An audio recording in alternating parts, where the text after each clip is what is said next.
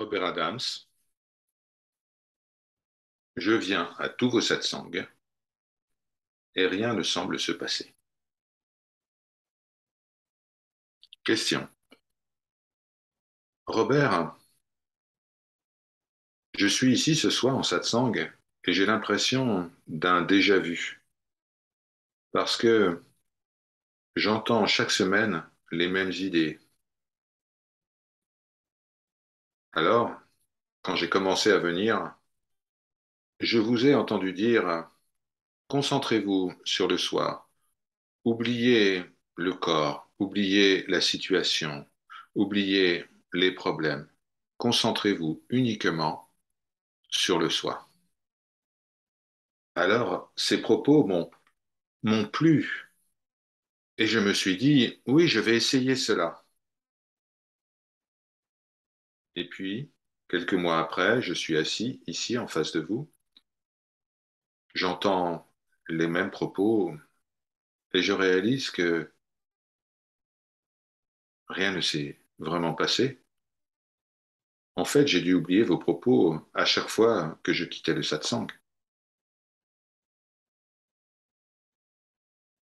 Et c'est pour ça que je reviens tous les dimanches.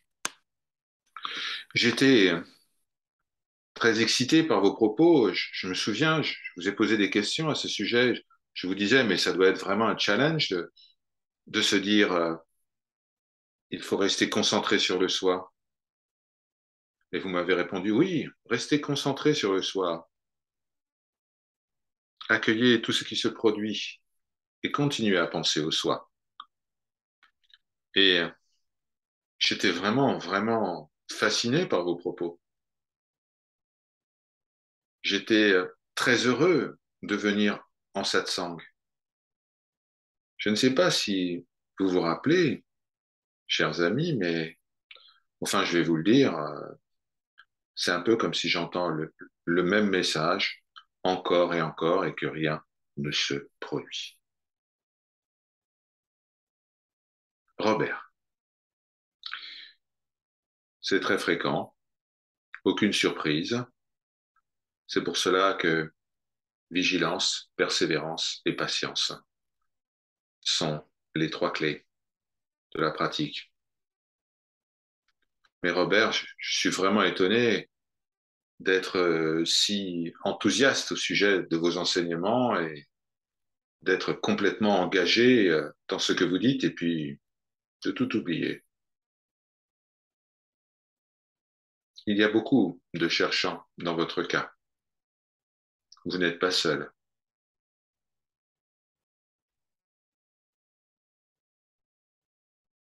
En fait, vous seriez très surpris du nombre de personnes qui se présentent pour la première fois, qui m'envoient des lettres, qui m'appellent et qui me disent, Robert, je me jette à vos pieds.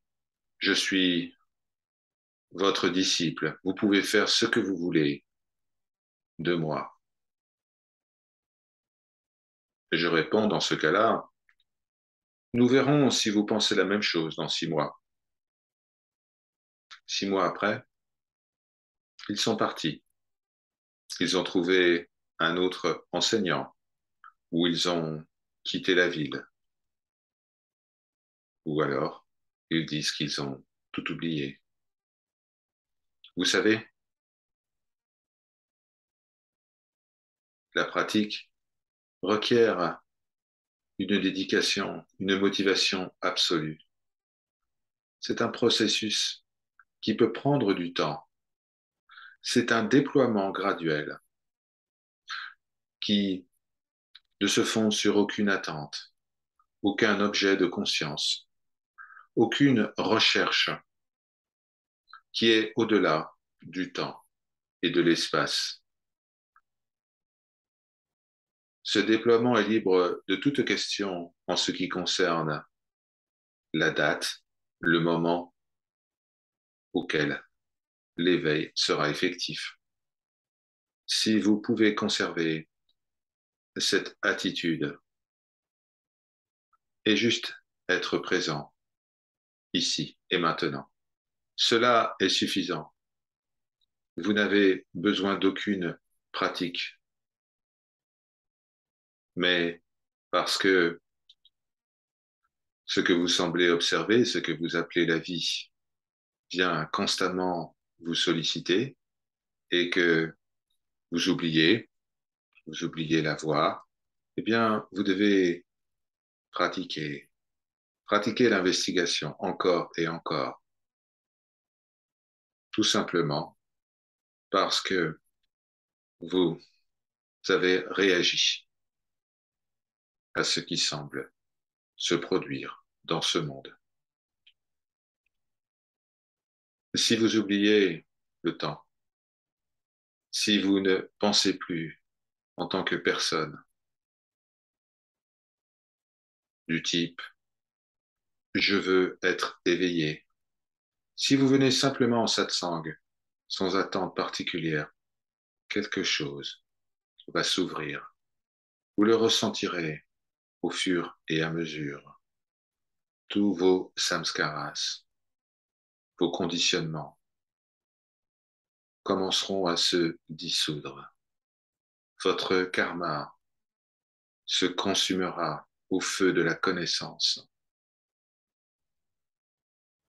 Les réponses se présenteront d'elles-mêmes et vous serez ici. Alors, ne vous en faites pas. Il n'y a aucune raison de se précipiter. Cela vous a pris une éternité d'être ici et maintenant.